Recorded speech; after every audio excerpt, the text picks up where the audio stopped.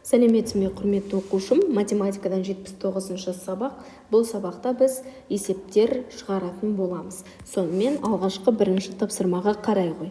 Сұрақ қойып, берілген есепті шығар дейді. Алдымен есептің берілгенін оқып, танысып алайық. Шатырдың массасы 10 килограмм. Белгілі. Ал ұйықтайтын қаптың массасы 3 килограмм екені белгілі. Бұл есепте көріп отырғаныңдай сұрақ жоқ. Біз төмендегі сызбаларға сүйене отырып, есептің сұрағын құрауымыз керек. Және оларды шығаруымыз керек. Бұл жерде назар аударайық. Екі деректе белгілі, енді қайсысы артық деген сұрақ қояйық. Шатырдың массасы артық па, ұйықтайтын қаптың массасы артық па? Әрине, шатырдың массасы артық. Шатырдың массасы ұйықтайтын қаптың массасынан қаншаға артық деп қоюға болады. Мұнда сұрақты.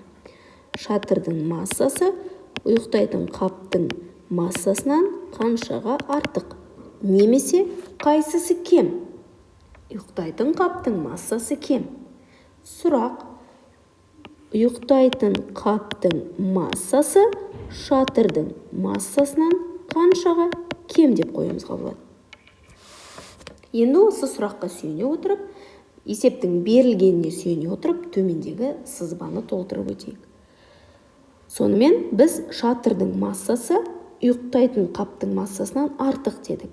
Демек, сызбаның ұзын бөлігіне біз осы 10 килограммды жазамыз. Ал ұйықтайтын қаптың массасы аз болғандықтан, кем болғандықтан, біз оны сызбаның қысқа бөлігіне жазамыз. 3 килограмм. Енді осы есепті шығаруымыз керек. Бірі екіншісінен қанша кем, немесе артық екенін табуымыз керек. Есептің шартын жазып алайық. Сонымен 10 килограмм ол ненің массасы? 10 килограмм ол шатырдың массасы. 3 килограмм ол ненің массасы? 3 килограмм ол ұйықтайтын қаптың массасы. Немесе қаптың деп жазайық. Бірден. Қаптың массасы 3 килограмм. Екеуі де белгілі. Бірақ бізге мынандай сұрақ қойып тұр. Шатырдың массасы қаптың массасынан қанша артық? Ал қаптың массасы шатырдың массасынан қанша кем дейді. Есепті шығарамыз. Осы жерде өткен сабақтарда менің айтқан ережем бар болатын сабақ түсіндіру барысында. Біз артық немесе кем санды қалай табамыз? Егер есепте екі деректе белгілі болса, мұнда мысалы 10 мен 3 белгілі. Бірінің екіншісінен артық немесе кем екенін қалай табамыз? Ережені еске түсірейік. Артық немесе кем санды табу үшін біз үлкен саннан кіші санды азайтамыз. 10 мен 3-тің айырмасы 7-ге тең. Сұраққа жауап берейік. Сонда шатырдың массасы қаптың массасынан 7 килограммға артық. Қаптың массасы шатырдың массасынан 7 килограммға кем екенін білдік. Міне осылай шығарамыз. Яғни екі сызбаны пайдалана отырып, есептің бір қысқаша шартын жазып шығаруға болады. Екінші суретте, екінші тапсырмада. Сурет бойынша есептер құрастыр. Олардың біреуін шығар, кер есеп құрастыр дейді. Мұнда көріп тұрғандай барлық 4 суретте жол қапшықтың суреті берілген. Және олардың массалары жазылған. Сонымен қоса, бұл жол қапшықтарға салғанда оның массасы қалай өзгеретіні, немесе жол қапшықтан затты алғанда оның массасы қалай өзгеретіндігі туралы көрсетілген. Мысалы, бірінші жол қапшықтың массасы 7 килограмм болды. Оған тағы массасы 3 килограмм болатын ұйықтайтын қапты салды. Жол қапшықтың массасы қаншаға өзгерді? Тура сол сияқты екіншісінде, керісінше. Жол қапшықтың массасы 10 килограмм болды, одан массасы 5 килограмм болатын палатканы алды, е? Енді сөмкенің массасы қанша болғанын табу керексің. Тура осылай екеуінде қарастыруға болады, қалған екеуінде. Жол қапшықтың массасы әуелде 10 килограмм болды, одан массасы 3 килограмм болатын көрпені алды. Енді жол қапшықтың массасы қанша болды? Соңғы суретте массасы 8 килограмм болатын жол қапшыққа біз ыдыс салдық, я? Массасы 2 килограмм болатын ыдысты салдық. Жол қапшықтың массасы қалай өзгерді? Осылай түсінуіміз керек. Енді осы есептің біреуін шығарып көрейік. Мысалы, Айман 7 килограммдық жол қапшыққа, өзінің жол қапшығына 7 килограмм болатын жол қапшығына тағы да массасы 3 килограмм болатын ұйықтайтын қабын салды. Енді Айманның жол қапшығының массасы қаншаға тең болды? Енді осы жерде біз есепті шығаруымыз керек. Жол қапшықтың массасы қанша болды? 7 килограмм болды. Оған неше килограммдық зат салды? 3 килограммдық зат салды. Енді оның барлық салмағы массасы қанша болды жол қапшықтың? Шешеміз 7 килограммға 3 килограммды қосамыз, мәні 10 килограммға тең болады. Жауабы барлығы 10 килограммды құрайды. Тура сол сияқты кері есеп ретінде суретте берілген басқа да есептерді шығаруымызға болады. Келесі тапсырма. Есептің келесі бетіне өтейік. Бұл жерде үшінші тапсырмаға назар аудара ғой. Досыңмен мен жорыққа не алып шығамын ойынын ұйымдастыр. 10 килограммнан артық зат алмау керек. Жылдам есептеп, нәтижесін тексер. Заттарды таңдап, олардың массаларын ата. Бұл жерде енді кез келген затты таңдауымызға болады. Мысалға, жорыққа демалуға шығып бара жатырмыз, біз өзімізбен бірге не алуымыз керек? Яғни біздің алған заттарымыздың жалпы массасы 10 килограммнан аспау үшін, мысалы айталық, өзімізбен бірге азық-түлік алуымызға болады, немесе киім-кешек алуымызға болады.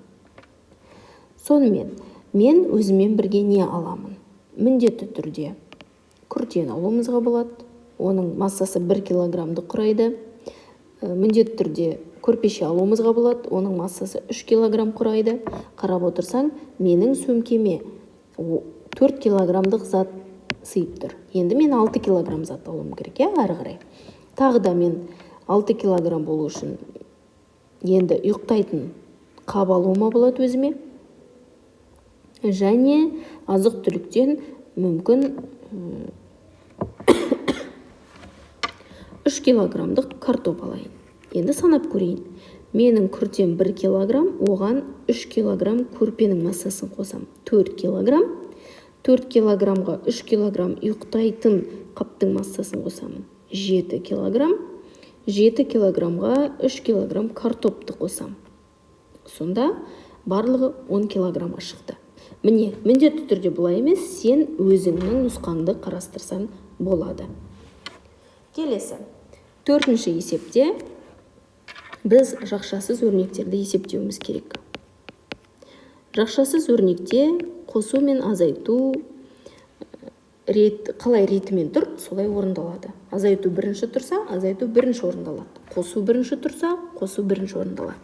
Сонымен, 100 бен 30-дың айырмасынан 70-ті азайт дейді. Алдымен біз 100-ден 30-ды азайтамыз. 100 бен 30-дың айырмасы 70-ке тең. 70 пен 70-дің айырмасы 0-ге тең. Келесі. 90 мен 20-ның айырмасына 30-ды қос дейді. 90-нан 20-ны азайтайық. Немесе 9-дан 2-ні азайтып 0 тіркеуімізге болады. Кім қалай есептейді? Әркім өзінің тәсілімен есептейді.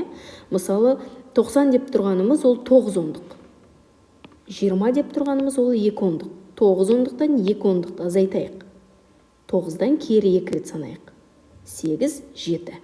7 ондық, е? 7 ондық деп тұрғанымыз 70. 70 пен 30-дың қосындысы ондықтармен 3 рет алға санайтын болсақ, 80, 90, 100. Келесі, 80 мен 10-ның қосындысына 10-ды қос дейді. 80 мен 10-ның қосындысы 90-ға тең болса, 90 мен 10-ның қосындысы 100-ге тең. 100 бен 50-дің айырмасынан 40-ты азайт. 100 бен 50-дің айырмасы 50-ге тең, 50 мен 40-тың қосындысы 90-ға тең. 60 пен 10-ның қосындысына 20-ны қос. 60 пен 10-ның қосындысы 70-ке тең, 70 пен 20-ның қосындысы 90-ға тең. 80 мен 80-ның айырмасы 0-ге тең. 0 мен 50-дің қосындысы 50-ге тең. Міне осылай шығарасың. Ары қарай келесі 5-ші тапсырмада. Қайық 100 килограмм жүк көтереді. Міне қайық ол тек қана 100 килограмм жүкті көтереді. Оған кімдер отыра алады? Бұл жерде отбасыны көріп тұрмыз, яғни әкесі, анасы, ұлы және қызы бір отбасы. Қастарында иті бар. Біз қайықтың массасы 100 килограмм болғандықтан барлық мүмкін нұсқалармен отырғызуымызға болады. Мысалы, мұнда біз анасы 50 килограмм ғой, анасын отырғызуымызға болады. Және анасының жанына ұл мен қызды отырғызуымызға болады. Ұл мен қыздың массасы 30 және 20 килограмм. Сонда барлығы 100 килограмм шығып тұр. Немесе тағы да басқа нұсқаны әкесін отырғызуымызға болады. Әкесі 70 килограмм, жанына әкесімен бірге ұлын отырғызуымызға болады. Осылай 100 килограмм көтеретіндей етіп, бір мүмкін нұсқаны қарастырсам. Біз 9-шы сабаққа берілген жұмыс дәптеріндегі тапсырмаларға назар аударайық. Бұнда барлығы 2 тапсырма берілген. Сонымен ең алғашқы 1-ші тапсырма. Бұл тапсырмада былай дейді. 2 санды таңда 5, 4 және 3. Осы сандарды пайдаланып, есеп құрастырып, оны шығар. Енді суретке қарай ғой. Суретте нені көріп тұрсың?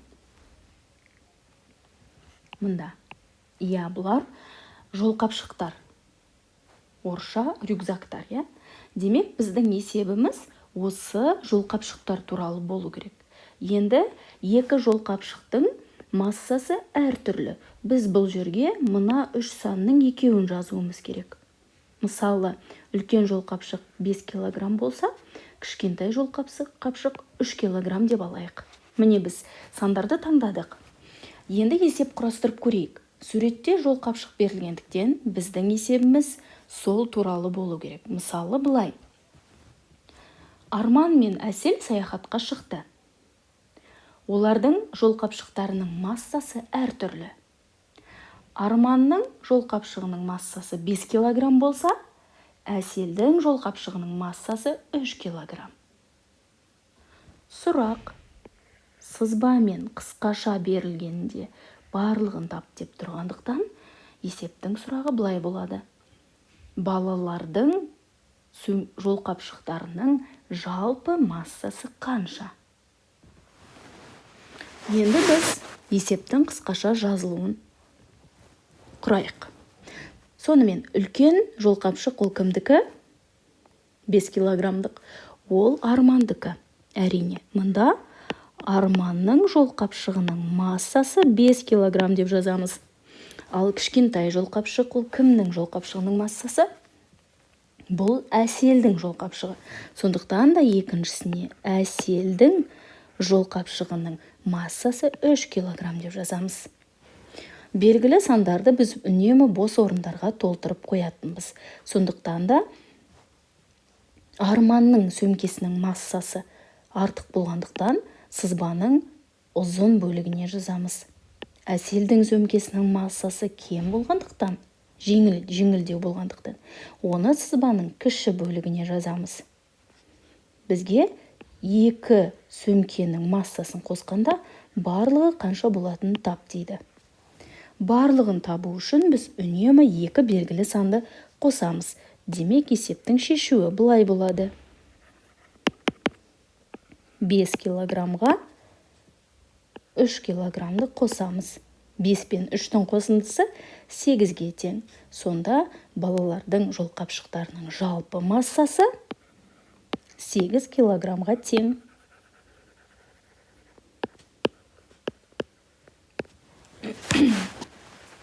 Келесі, екінші тапсырма. Сандар құрамын жаз дейді. Бұл жерде әрбір бағанға назар аударайық. Барлығы 7 баған бар.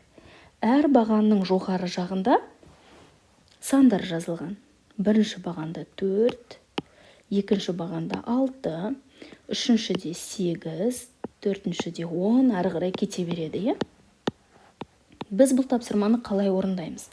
Біз төмендегі сандарды, екі санды қосқанда, жоғарыдағы сан шығатындай етіп, оларды қосамыз. Мысалы, мында 3 пен 1-дің қосындысы 4-ге тең, Тура сол сияқты 2-ге біз қандай санды қоссақ, мәні 4-ге тең болады? Мында. Әрине, 2 мен 2-ның қосындысы 4. Екінші бағанда барлық мұндағы әрбір 2 қосылғышты қосқанда мәні 6-ға тең болу керек. 4-ке қандай санды қоссақ, мәні 6-ға тең болады? 2-ге 3 пен қандай санның қосындысы 6-ға тең? 3-тің. Дұрыс. 1 мен қандай санның қосындысы 6-ға тең? 1 мен 5-тің. Міне осылай орындалады. Келесі бағанда 8 саны көрсетілген. Сондықтан да біз әрбір қосылғыштарды қосқан кезде мәні 8-ге тең болатындай етіп толтыруымыз керек. 2 мен қандай санның қосындысы 8-ге тең? 2 мен 6-ның. 3 пен қандай санның қосындысы 8-ге тең? 3 пен 5-тің. 1 мен қандай санның қосындысы 8-ге тең? 1 мен 7-ның. 4 пен қандай санның қосындысы 8-ге тең? 4 пен 4-тің. Міне, дәл осылай мәні жоғарыда көрсетілген сандар шығатындай белгісіз қосылғыштарды таба отырып тапсырманы орындайсың.